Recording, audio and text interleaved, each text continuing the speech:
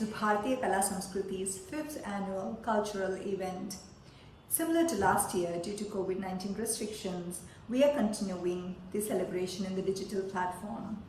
Bharatiya Kala Samskriti, established in 2016, is a non-profit organization working to promote Indian arts and culture by providing a platform for young talent by conducting music and dance recitals, workshops and lecture demonstrations.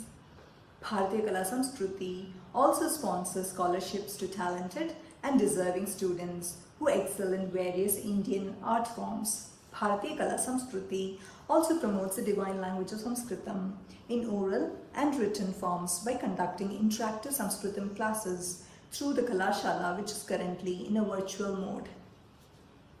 Students of our Kalashala and of the gurus associated with Bharatiya Kala Samskriti will be exhibiting a bouquet of talents in music, dance and cultural heritage of Sanskritam language. This year, we have chosen the concept of numbers for our cultural event. Mathematics is one subject that stands above cultural, political, religious and racial differences. The magic of numbers has been captured by people of different culture and regions in multiple ways. Indians have attributed significance to numbers from the very ancient times. Our surviving Sanskrit texts reveal a rich tradition of Indian mathematical discoveries lasting more than 2,500 years. It is believed that the method of expressing every number with a set of 10 symbols emerged in India. Interesting, isn't it? Ancient Indians used numbers in religious ceremonies and rituals as symbols of divinities and their energies. In this year's event, presented as a series of performances, each guru will present the significance of a number from 1 to 12 in our culture. Your presence and blessings are much appreciated by our family of gurus, parents, participants and well-wishers in this journey of exploring Indian art forms. Please subscribe and tune in to our YouTube channel and join us in this celebration. Thank you. Namaste. Thank you all very much for joining us this year in our annual cultural event to mark the completion of 5 years since Bharatiya Kala Samskriti has been established. It has been a year and a half since the pandemic has hit us, but as you will see, it did not stop our gurus and their students in their journey of learning and enjoying the Indian art forms. For this year's annual cultural event, we have chosen the number concept. As Rani has mentioned, since the time of our ancestors, numbers always had significance in our Indian culture. Music and dance gurus associated with Bharatiya Kala Samskriti have come forward to present the significance of each of these numbers from 1 to 12 very creatively. I am humbled to present to you all their performances on these number concepts as per our Indian culture. Kindly encourage this effort of our gurus and their students by watching their performances and blessing the young artists. On behalf of Bharatiya Kala Samskriti, I would like to thank all the gurus, their participating students and their families, without the support of which this event would not have been possible. I would also like to thank Srimati Rani Ramayar for her introduction about Bharatiya Kala Samskriti and Srimati Uma Gopal Batina for introducing the gurus this year. I would also like to thank Kannan and Shobha for their continued support during the planning phase of all Bharatiya Kala Samskriti's cultural events. I would like to acknowledge my deepest gratitude to the well-wishers of Bharatiya Kala Samskriti, without whose blessings any of these events would not have been possible. Thank you very much once again. Please enjoy the performances. Namaste. Up next is Guru Srimati Shobha Srinivasan. Guru Srinivasan is a Carnatic vocalist, teacher, as well as a wellness coach and therapist. Initiated into the world of classical music by her mother, Srimati Prema Varadan, who was a disciple of Guru Sri D.K. Jayaraman, Shobha continued her advanced training under late Srimati Radhakrishnan. As a child and a youth artist, she has won many accolades and is also a Sahitya Kala Parishad scholarship holder as well as a Sahitya Kala Mahotsava performer. She practices several spiritual and physical techniques including yoga, Reiki, Ho'oponopono, and the Brahma Kumaris, amongst others. A graded artist on AIR Hyderabad, she is now involved as a volunteer for activities involving children and social causes.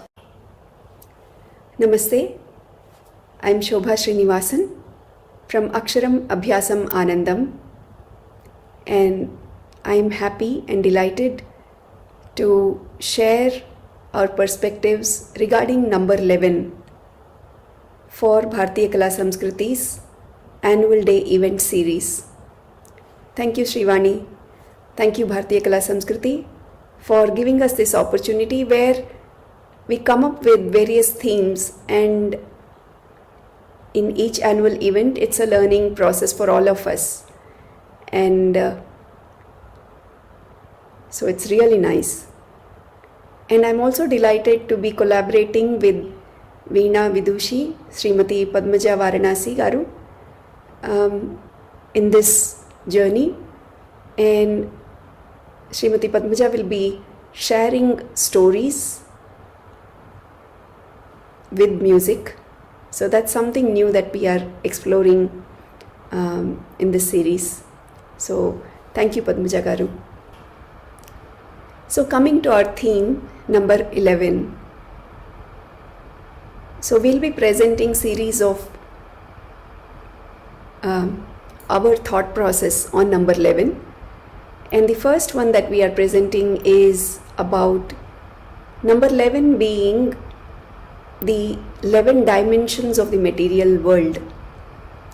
In one of Sadhguru's video, where he explains the significance of number 11, he mentions that number 11 is all about Devi till number 11. From number 1 till number 11 is all about Devi, the material manifestation. And number 11 is that point which connects us to the 12th dimension. So it is that very critical dimension where we move from the material to the spiritual. So it's a really beautiful stage of number 11. And if we see the Devi Trishulam, we can visualize that number 11 there. So that's one thing. And when I chose this topic of number 11, the first thing, even before I researched anything, the first thing that I thought was, so if we look at number 11, which is 2 ones, we can imagine parallel lines, right? And one of the biggest questions is, can parallel lines meet, right? And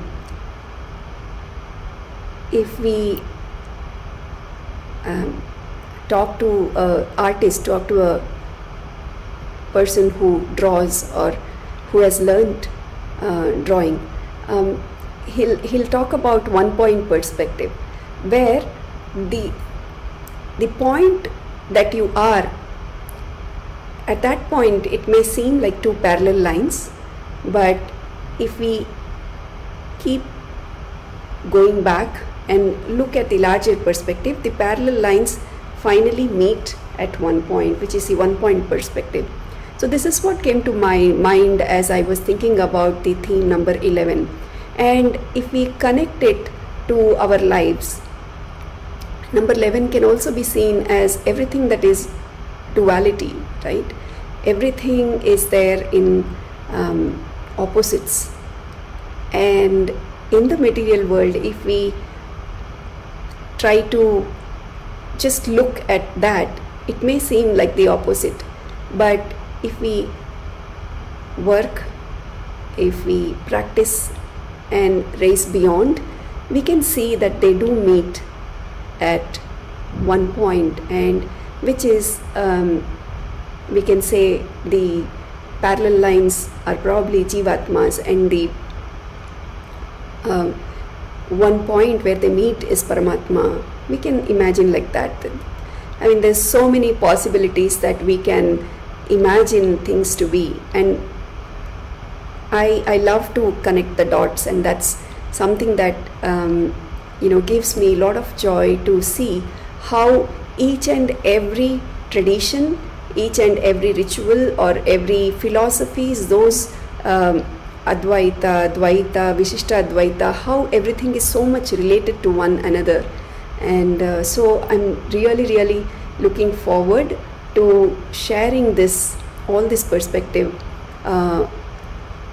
for Bharatiya Kala Samskriti's annual event.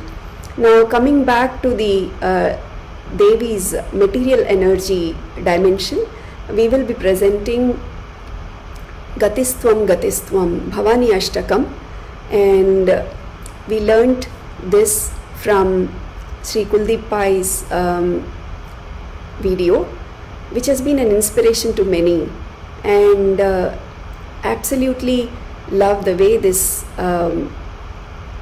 Bhavani Ashtakam has been tuned to by Sri Kuldeep Pai ji, and we are grateful. And my students will be presenting Bhavani Ashtakam, Srihita C and Hasini, and they will be accompanied on the violin by Srijita. Bhavani Ashtakam.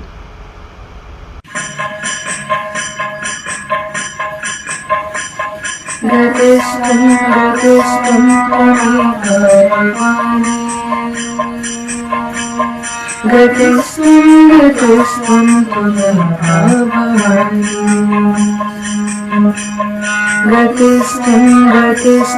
Tvameka Bhavani.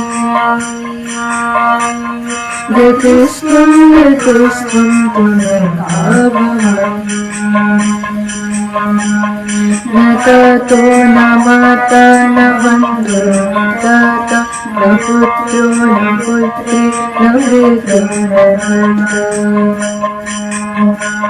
Najaya navitya navitri navaiva gatistam Tvameka Bhavani. Gatistam Tvameka Bhavani. Gatistam Tvameka Bhavani. Gatistam Tvameka Bhavani. Gatistam Tvameka Bhavani. Bhavagava pari mahadukha biru kapata prakari pralovi pramatta kusamsara paschatra bhatta sada gatistam Tvameka Bhavani. Gatistam Tvameka Bhavani. Gatistam Tvameka Bhavani. Gatistam Tvameka Bhavani. Gatistam Tvameka Bhavani. न जानामि ज्ञानं न च ज्ञानयोगं न जानामि तन्त्रं न च स्तोत्रमन्त्रम् न जानामि पूजां न च नासयोगं गतिस्त्वं त्वमेका भवानि. न जानामि पुण्यं न जानामि तीर्थं न जानामि मुक्तिं कदाचित् न जानामि मुक्तिं गतं वापि मात्रं गतिस्त्वं Tvameka Bhavani. गतिस्त्वं गतिस्त्वं त्वमेव भवानि गतिस्त्वं गतिस्त्वं त्वमेव भवानि गतिस्त्वं गतिस्त्वं त्वमेव भवानि गतिस्त्वं गतिस्त्वं त्वमेव भवानि कुकर्मी कुसंगी कुबुद्धि कुदासा कुलाचारहीन कदाचार कुदृष्टि कुवाक्य प्रबन्ध सदा गतिस्त्वं गतिस्त्वं त्वमेव भवानि गतिस्त्वं गतिस्त्वं त्वमेव भवानि गतिस्त्वं गतिस्त्वं त्वमेव भवानि गतिस्त्वं गतिस्त्वं त्वमेव भवानि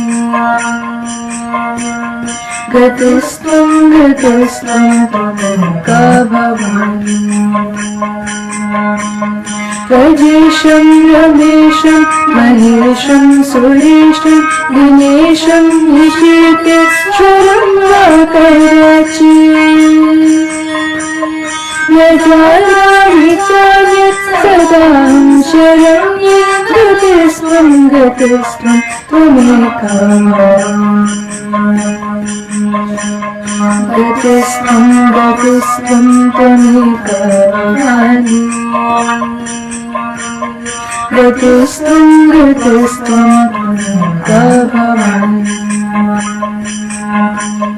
गतिस्त्वं गतिस्त्वं त्वमेव भवानि गतिस्त्वं गतिस्त्वं त्वमेव भवानि विहारी विशारी प्रमादी प्रवासी जने चालने पर्वते शक्तिमती अरण्ये शरण्ये सदा मां प्रपाहि गतिस्त्वं गतिस्त्वं त्वमेव भवानि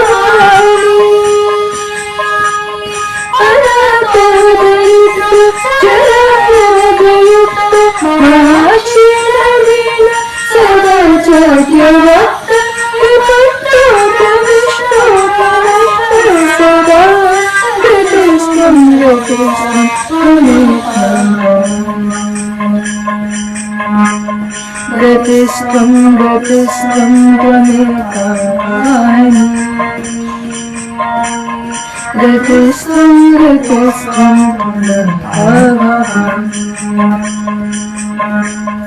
गतिस्त्वं गतिस्त्वं त्वमेव भवानि गतिस्त्वं गतिस्त्वं त्वमेव भवानि गतिस्त्वं गतिस्त्वं त्वमेव भवानि गतिस्त्वं गतिस्त्वं त्वमेव भवानि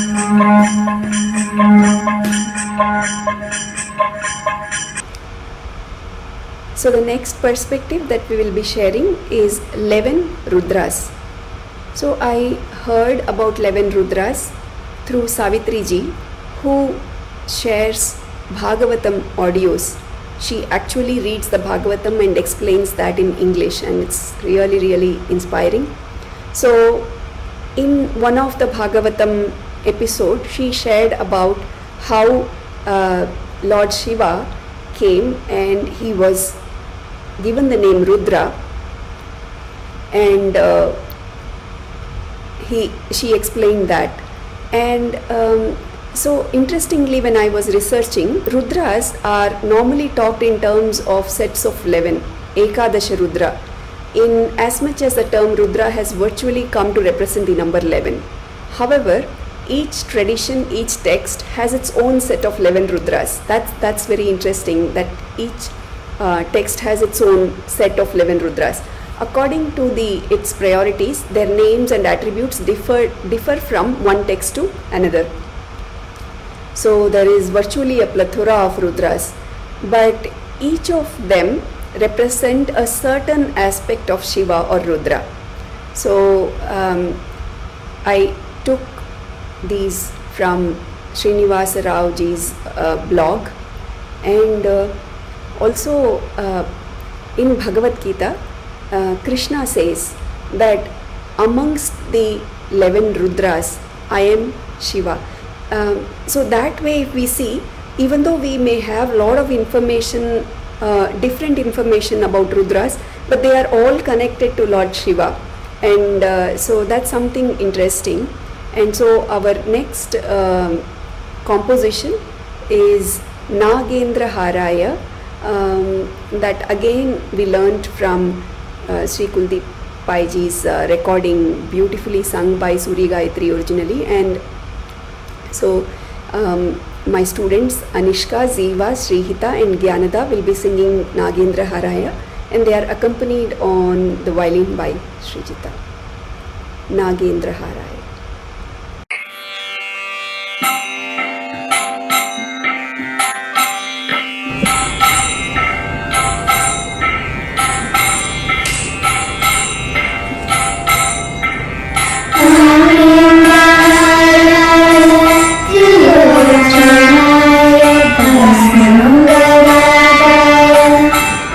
Maheshwaraya Nagendra Haraya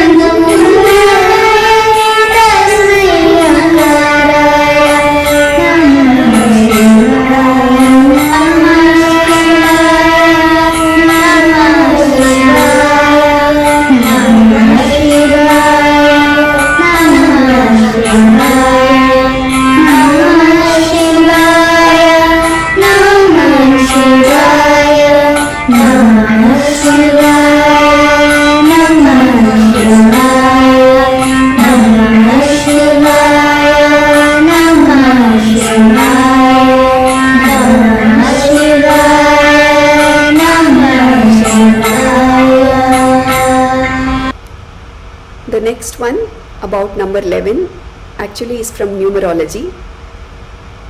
I don't follow numerology, and I am the last person to even talk about it. But everybody can do their research. So I also did the research, and I'm sharing this information from trishaghosh.wordpress.com, and there it says that number 11 is an auspicious number for the Hindus and has a significant meaning in every religion. The spiritual significance of number 11 is quite varied. In systems like astrology and numerology, the number 11 is called a master number because it is a double digit of the same number. Number 11 has a master vibration and should not be reduced to a single number. When this occurs, the vibrational frequency of the prime number doubles in power, which means that the attributes of number 1 is doubled. The primary meaning of number 1 is new beginnings and purity. When we see this digit doubled as 11, then these attributes also double in strength. In numerology, the number 11 represents higher ideals, invention, refinement, congruency, balance, fulfillment, and vision. The number 11 carries a vibrational frequency of balance. It represents male and female equality. It contains both the sun energy and the moon energy simultaneously, yet holding them both in perspective, separateness, and perfect balance. I thought this was so beautiful to just even read, and it confirmed my thought when I thought about number 11 as 2 and then merging to 1, and so I was like really delighted to read this, especially the way the sun energy and the moon energy balances. And if we take Shiva as Ardhanarishwara, how the balance occurs there, and everything is so much connected. That connection then when we find is what gives me that joy to move further and keep making those connections. So I think Trisha Ghosh has beautifully explained here, and all that I am sharing here, whatever I could research and to best of my abilities I am sharing. If there is any error, I seek forgiveness. So moving on to our next perspective on number 11, we are talking about Indriyas, 11 Indriyas.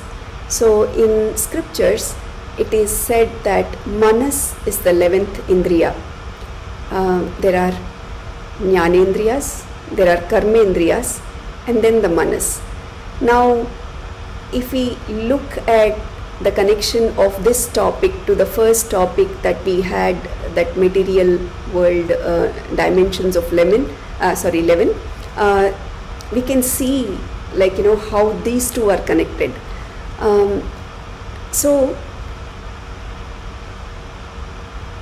when we talk about the Indriyas or the sense organs, so there is Karmendriya, the one that are engaged in karma, like these sense organs. So these are all something that we already know and we can touch, feel, the Karmendriyas. But the Manas is pure energy. So it is only natural that we move from gross to more subtle, and subtlest is the Manas, and then we cross the Manas and go to the spiritual aspect, and that's a beautiful transition. And so that is why this number 11 becomes so much interesting, that there are so many steps before reaching number 11 itself, and that is why the human race itself is so precious. We cannot just while away our being in things which animals can do. but it has to be put into use where whatever has been given to us is used, right?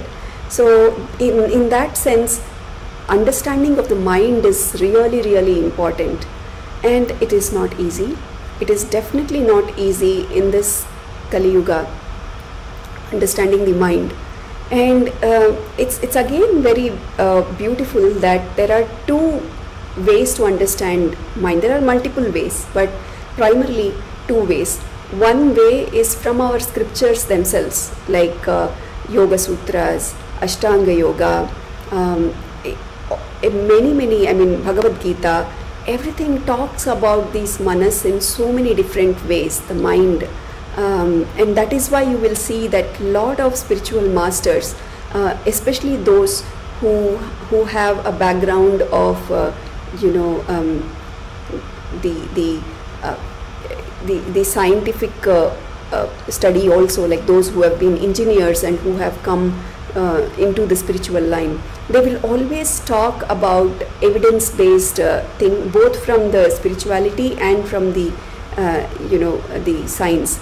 And if we look only at pure science, the modern science, if we can say, because the spiritual science is also a science, it's not just something that somebody wrote out of their mind. It's not like that. There is a whole lot of science behind the spiritual science.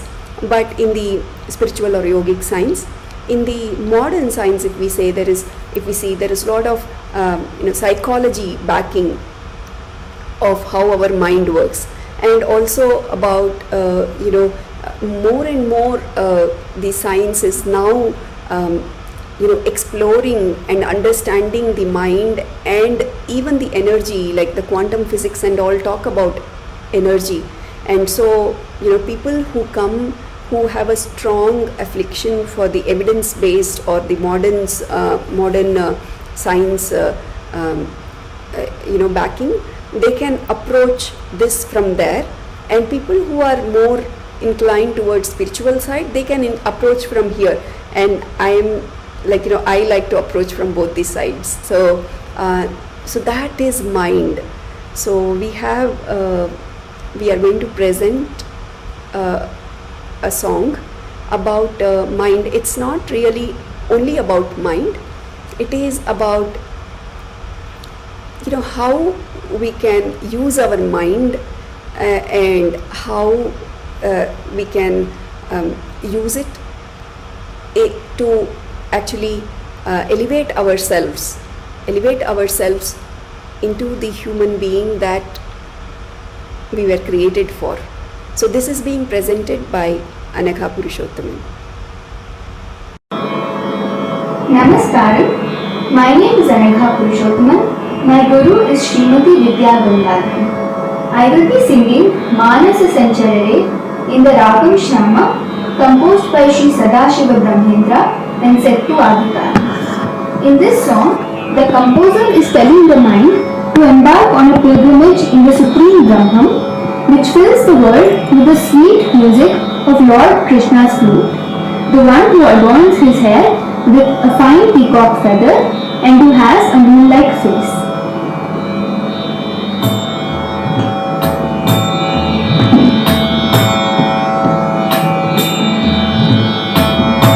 Manasa Sancharare,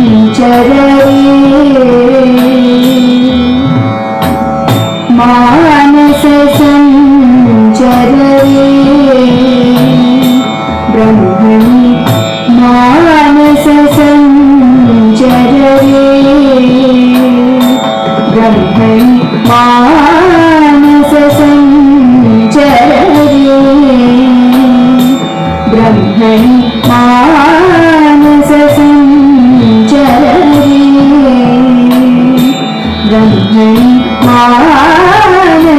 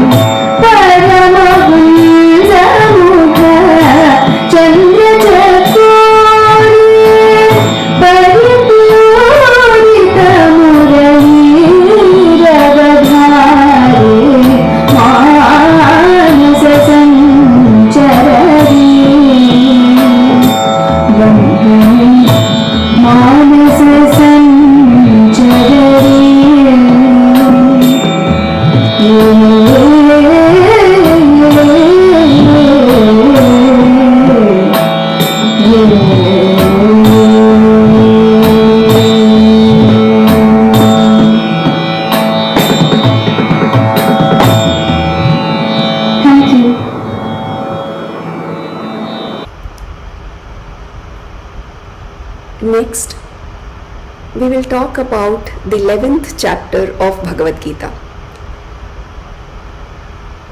Bhagavad Gita is a universal scripture which everyone can refer, and it has so much. Each time you read something, you understand something, you can really put it into use in the material world. It's not something where we just sit and read and slokams and that's all. It's not like that. We all know that, right? So when I was thinking about the number 11, so definitely, I wanted to include Bhagavad Gita, the 11th chapter, because our theme is number 11. And I was thinking about which slokam to include, and so I picked this 54th slokam, where Krishna says to Arjuna that by unalloyed devotion alone can I be known as I am standing before you. Thereby, on receiving my divine vision, O Arjuna, one can enter into union with me. There are two sentences here, but within these two sentences so much is packed, and just as the surface level also, if we can see, first he says that by unalloyed devotion. Krishna doesn't say by devotion, he says unalloyed devotion, no mixture, unalloyed, pure devotion. And first of all, the devotion itself takes so much understanding, effort and grace. Unalloyed devotion is something which we have to consciously practice, right? We have to consciously practice to become pure and remove impurities. So, and he says, only with that unalloyed devotion can I be known. Known as what? Known as a charioteer of Arjuna, known as the son of Nandagopala, or known as the son of Vasudeva, or Devaki and Yashoda. Known as what? Known as the Supreme. Known as I am, as standing before you. So Arjuna in that war scene was able to see Krishna as that Supreme. And so he says that only with that unalloyed devotion can I be known as the one that I am standing before you. And then the next part is that thereby on receiving my divine vision, O Arjuna, one can enter into union with me. And if we see, there is this Lord and there is Arjuna, and Arjuna is like listening to the Lord. Only when the divine vision falls on the listener, you can enter into union with me, he says. Now what is that union? The divine vision falling on us is that union. Because when that falls, all our efforts will be in the surrender mode. Otherwise, if we think that we are the ones making the effort all the time, and it is with my effort I can understand God, it can never happen. It has to happen from His side. And how does it happen from His side? Because of unalloyed devotion. And so it's just beautiful to look at just this meaning. I mean, it goes deeper and deeper, but I thought this slokam was just beautiful. And so when I was searching for the song for this slokam, I had heard Pandit Venkatesh Kumar ji's Naam Japan Kyun Chhod Diya. It's a beautiful bhajan, and especially in this Kali Yuga where Bhagavad Gita holds so much meaning, this song also holds so much meaning, because it says नाम जपन क्यों छोड़ दिया? Why have you left out chanting of भगवत नामा? क्रोध ना छोड़ा, झूठ ना छोड़ा. क्रोध ना छोड़ा, you have not left anger. झूठ ना छोड़ा, you have not left lies. सत्य वचन क्यों छोड़ दिया? Why have you left the truth? So in Kali Yuga, exact reverse is happening. What should not happen? We should be chanting the names of the Lord. We should be telling the truth, but we are doing exactly the opposite. We are becoming angry. We tell lies. And so I thought, when we listen to these kind of songs sung by great masters, that feeling of, first of all, that impurity gets removed slowly, and so we get into a state of unalloyed devotion, and that's how we can receive His grace. So, Naam Japan Kyun Chhod Diya? This is being sung by my student Megha.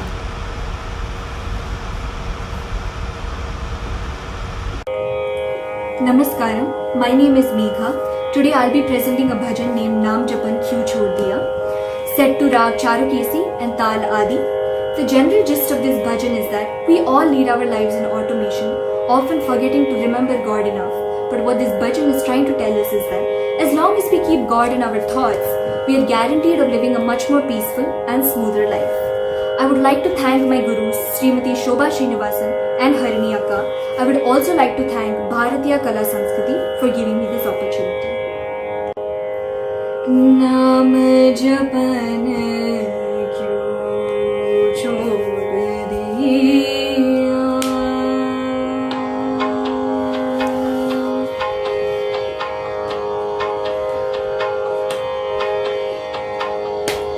नाम जपन क्यों छोड़ दिया? नाम जपन क्यों छोड़ दिया? नाम जपन क्यों छोड़ दिया? क्रोध न छोड़ा, झूठा न छोड़ा. क्रोध न छोड़ा, झूठा न छोड़ा. सत्य वचन क्यों छोड़ दिया? नाम जपन क्यों छोड़ दिया?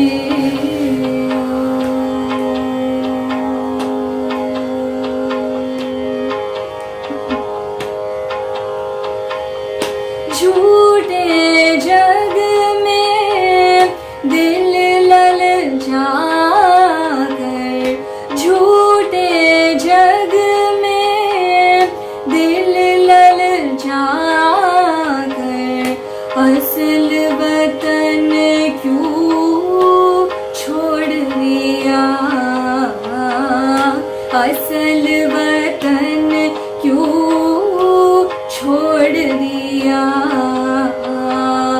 खादी को तो खूब संभाला, खादी को तो खूब संभाला. लाल रतन क्यों छोड़ दिया? लाल रतन क्यों छोड़ दिया? नाम जपन क्यों छोड़ दिया?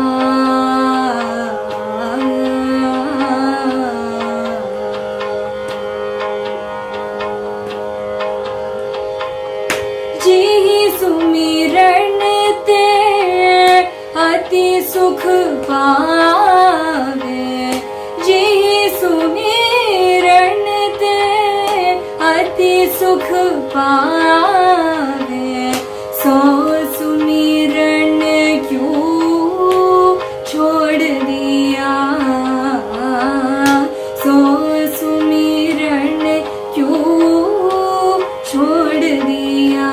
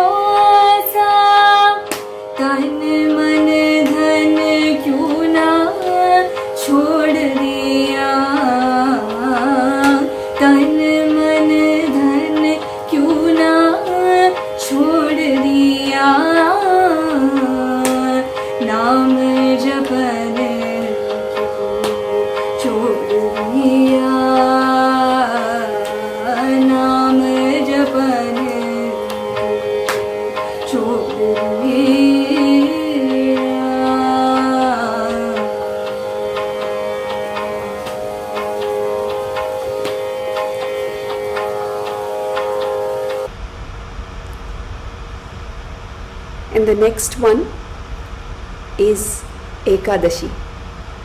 How can we think about number 11 and not think about Ekadashi? Ekadasha in Sanskritam means number 11, and we all know Ekadashi, and there are a lot of interesting stories about Ekadashi, and I now invite Srimati Padmaja Garu to come and tell us the stories about Ekadashi and also weave music into the story.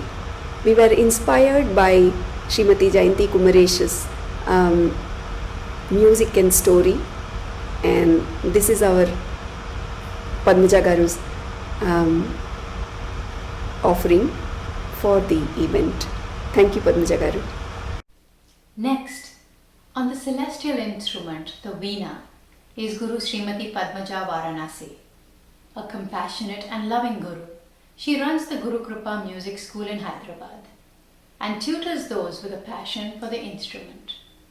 She will be exploring the number 11 in her presentation.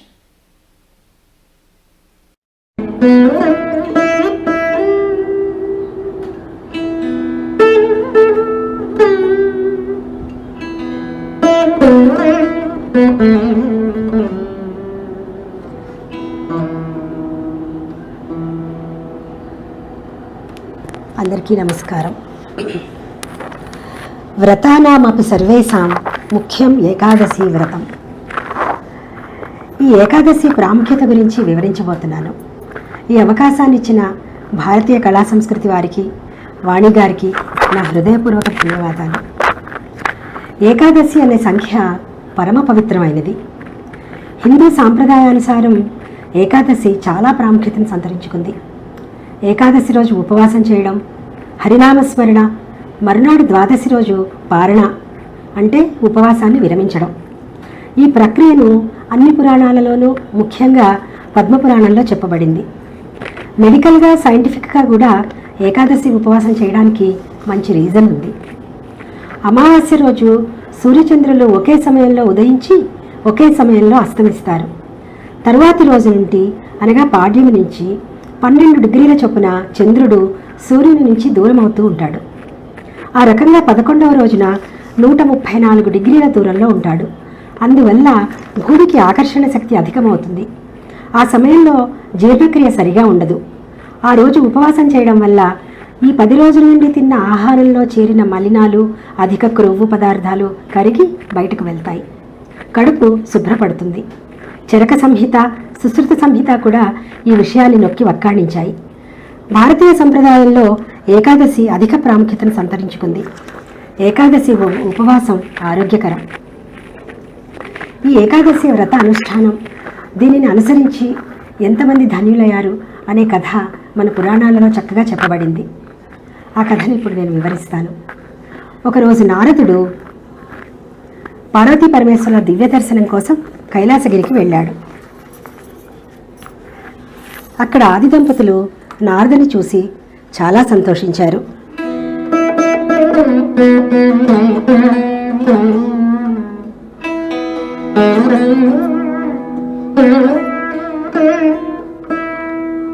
నారదుని చూసి ఆది దంపతులైన పార్వతీ పరమేశ్వరులు, నారదా, నీవు వచ్చిన విశేషమేమి అని అడిగారు.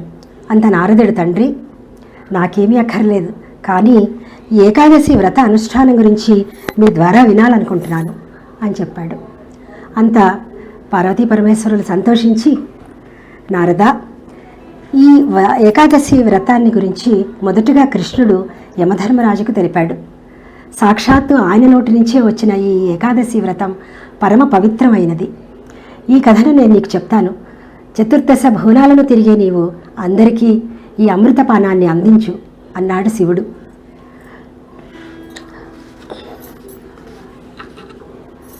భూలోకంలో కృతయుగంలో మురాసురుడు అనే ఒక రాక్షసుడు చాలా దుర్మార్గుడు. ఆస్తికులను, సజ్జనులనందరినీ బాధ పెట్టేవాడు. మునులు, ఋషులు వాళ్ళ పని వాళ్ళని చేసుకోకుండా అడ్డుపడుతూ ఉండేవాడు. అంతేకాదు, దేవతలను కూడా చాలా పీడిస్తూ ఉండేవాడు. అతని నుంచి ఎలా తప్పించుకోవాలా అని దేవతలందరూ ఒకరోజు వైకుంఠానికి వెళ్ళారు.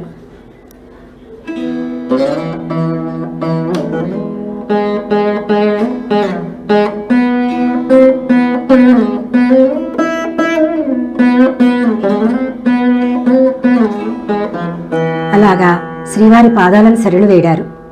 మురాసురుని గురించి, అతని అకృత్యాలను గురించి విన్న శ్రీహరికి చాలా కోపం వచ్చింది. వెంటనే గరుడారూఢుడై భూలోకానికి బయలుదేరాడు. మురాసురునితో 1000 సంవత్సరాలు భీకరమైన యుద్ధం జరిగింది.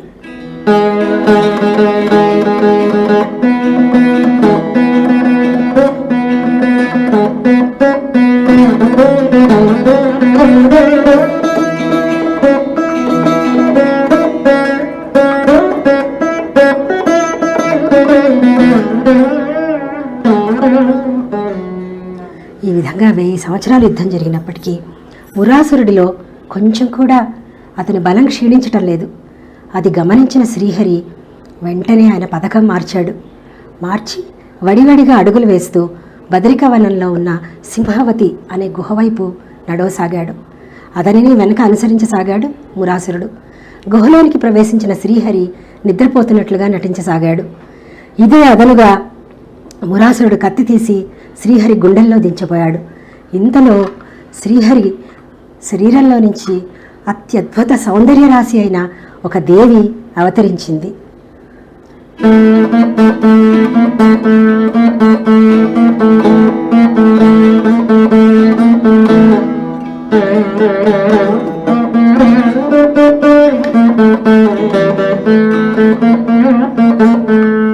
ఆ దేవిని చూసిన మురాసురుడు ఒకంత ఆశ్చర్యంతో వెంటనే బ్రహ్మాస్త్రాన్ని ప్రయోగించాడు. ఆ తల్లి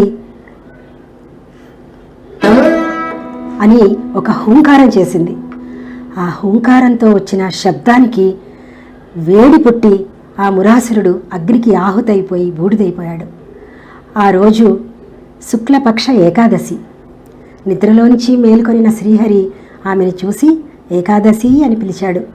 తనలో నుంచి వచ్చిన ఆ దేవి ఏకాదశి అయింది. ఆ రోజు నుంచి ఆ ఏకాదశి రోజు ఎవరైతే ఉపవసించి శ్రీహరిని ధ్యానించి మరునాడు ద్వాదశి రోజు పారణ చేసి ఏకాదశి వ్రతాన్ని చేస్తారో వాళ్ళకి సర్వశుభాలను ఇస్తానని శ్రీహరి ఆ రోజు చెప్పాడు. ఆ రోజు నుంచి ఈ ఏకాదశి ప్రాముఖ్యతను సంతరించుకుంది. ఈ ఏకాదశి ఉపవాస వ్రతాన్ని అనుష్ఠానం చేసి ఎందరో ధన్యులయ్యారు.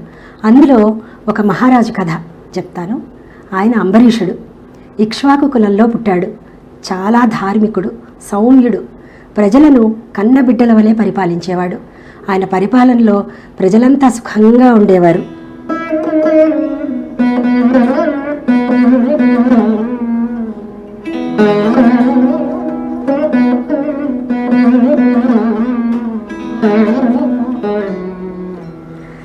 అలా చక్కగా జరుగుతున్న ఆయన ఏకాదశి వ్రతాన్ని చక్కగా అనుష్ఠానం చేసేవాడు. ఏ రోజు ఆయన ఆ వ్రతదీక్షను వదిలిపెట్టలేదు. ఆ వ్రతదీక్ష వల్ల ఆయన కీర్తి దిగంతాలకు వ్యాపించింది. ఆయన కీర్తిని విన్న ఇంద్రుడికి మనసులో శంక పుట్టింది. ఆయన ఎప్పటికైనా తన పదవికి అడ్డు వస్తాడేమో అని. ఆయన ఏం చేశాడు, దూర్వాస మహర్షి దగ్గరకు వెళ్ళి దూర్వాసుడిని వేడుకున్నాడు, మీరు ఎలా అయినా ఆయన వ్రతదీక్షను భగ్నం చేయాలి అని. దూర్వాస మహర్షి చాలా గొప్ప ఋషి. ఆయన శివభక్తుడు, కొంచెం కోపిష్టి కూడా. కానీ వారి కోపం కూడా ధర్మ సంరక్షణార్థమయ్యే ఉంటుంది. ఈ రకంగా దూర్వాసుడు ఇంద్రునికి అభయమిచ్చి తాను అంబరీషుని వద్దకు వచ్చాడు. ఆ రోజు ఏకాదశి ఘడియలు ముగిశాయి. ద్వాదశి ఘడియ వచ్చేసింది. ద్వాదశి ఘడియలు కూడా ముగించబోతూ ఉన్న టైంలో ఆయన అంబరీష మహారాజు తన అనుష్ఠానం ముగించి పారణ చేసుకునే టైం అయింది. ఆ పారణ సమయానికి వచ్చాడు దూర్వాస మహర్షి. వచ్చి, రాజా, నేను నా 100 మంది శిష్యులతో వచ్చాను, స్నానం చేసి వస్తాము, మాకు భోజన ఏర్పాట్లు గావించు అని చెప్పి నదికి వెళ్ళిపోయాడు. ధర్మ సంకటంలో పడ్డాడు రాజు. ఏం చేయాలో అర్థం కాలేదు. ద్వాదశి ఘడియలు ముగిసిపోతే చేసిన వ్రతం ఫలితం దక్కదు. అందువల్ల పెద్దలు గురువులను సంప్రదించి ఏం చేయాలా అని ఆలోచించి వండిన పదార్థాలలో సగం పదార్థాలు పక్కకు పెట్టి మిగిలిన పదార్థాలను శ్రీహరికి నివేదించి తాను తీర్థం పుచ్చుకుని పారణ గావించాడు. అది తెలిసిన దూర్వాసుడు కోపగించి వెంటనే ఆయన మీదకు కృత్య అనే రాక్షసిని పంపాడు. కృత్య అంబరీషుని మీదకి రాసాగింది. శ్రీహరి పాదముల యందు సర్వస్వ శరణాగతి పొందిన అంబరీష మహారాజు ముకుళిత హస్తాలతో శ్రీహరిని ప్రార్థించాడు. అంతే వెంటనే సుదర్శన చక్రాన్ని విడిచాడు శ్రీహరి. సుదర్శన చక్రం తరుముకుంటూ వచ్చి కృత్యను ఖండించింది.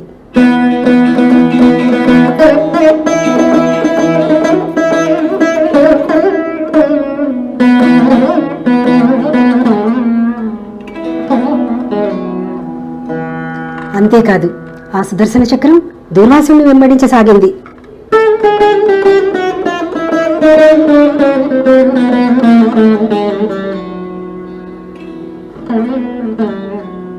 ఈ విధంగా దూర్వాసుడు పరిగెడుతూ ఇంద్రుడి వద్దకు వెళ్ళాడు. ఇంద్రుడు తానేమి చేయజాలలేక బ్రహ్మదేవుని దగ్గరికి వెళ్ళారు. బ్రహ్మ అన్నాడు, నేనేమీ చేయలేను, ఈశ్వరుని శరణు వేడండి అన్నారు. ఈశ్వరుడి దగ్గరికి వెళ్ళారు. ఆయన శ్రీహరిని శరణు జొచ్చమన్నాడు. శ్రీహరి దగ్గరికి వెళ్ళారు. హరి నారాయణ నారాయణ లక్ష్మీ నారాయణ.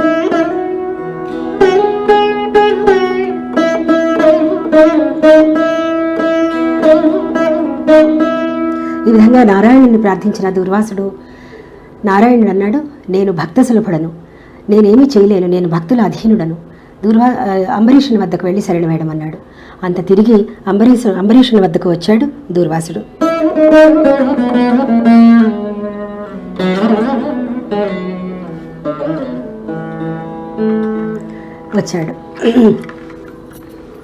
అంబరీషుడు సుదర్శన చక్రానికి నమస్కరించి విడిచిపెట్టమన్నాడు. అంత సుదర్శన చక్రం దూర్వాసుని విడిచి శ్రీహరి చెంతకు చేరింది. దూర్వాసుడు క్షమించమని అడిగి తన ధామానికి తాను చేరుకున్నాడు. ఈ విధంగా ఏకాదశి వ్రతాన్ని అనుష్ఠించి అంబరీష మహారాజు దూర్వాసుడు ఇచ్చిన శాపం, ఆ శాపం శ్రీహరి తాను తీసుకున్నాడు. దూర్వాసుడు శాపం ఇస్తాడు. తను రాకుండా పాలన చేసినందుకు గాను నానా యోనుల యందు జన్మించమని. ఆ శాపాన్ని శ్రీహరి తాను తీసుకుని మత్స్య కూర్మ వరాహ నారసింహ ఇత్యాది అవతారాలెత్తి దుష్ట శిక్షణ గావించి శిష్ట రక్షణ గావించాడు. ఈ విధంగా ఏకాదశి వ్రతాలు ఈ భూలోకంలో చాలా ప్రసిద్ధమై ఈ ఏకాదశి అనే సంఖ్య కూడా పరమ పవిత్రమైనదిగా నెలకొంది. నాకు ఈ అవకాశాన్ని ఇచ్చిన వాణి గారికి మరొకసారి కృతజ్ఞతలు తెలుపుకుంటూ we are going to end our presentation of number 11 theme with a small experiment that we all can do. So let's imagine number 11 here by keeping our hands like this and then tilt at 90 degrees and close our eyes gently. Just focus on both our hands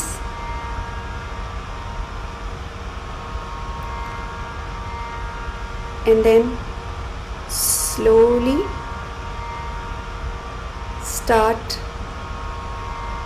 moving them towards each other.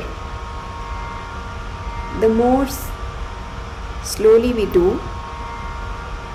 the better experience of that energy in between our hands can be felt.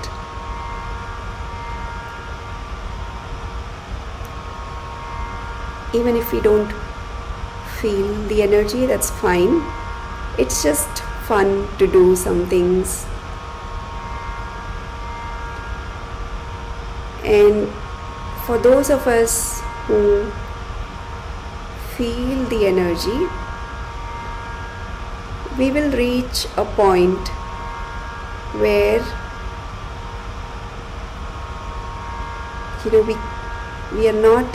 we have to really put more pressure to come closer, and closer. We can feel that resistance of that energy towards our palm, and so we really can actually feel that. And if we put more pressure, we can go ahead.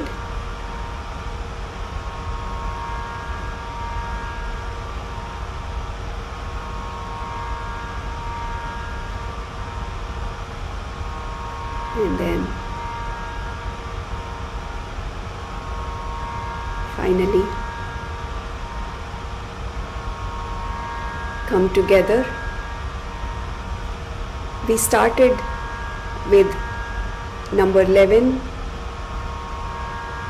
1 becoming 2 and 2 becoming 1, 1 line becoming 2 lines and 2 lines becoming 1. And we are ending with becoming 1.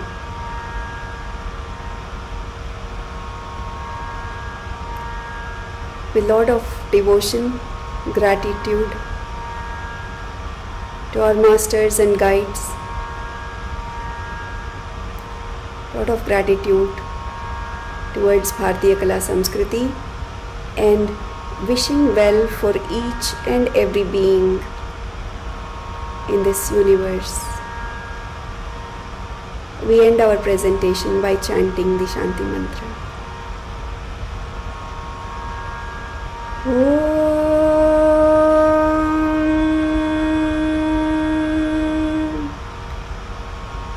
Sarve bhavantu sukhinah, sarve santu niramayah, sarve bhadrani pashyantu, ma kaschid dukkha bhag bhavet. Om Shanti Shanti Shanti.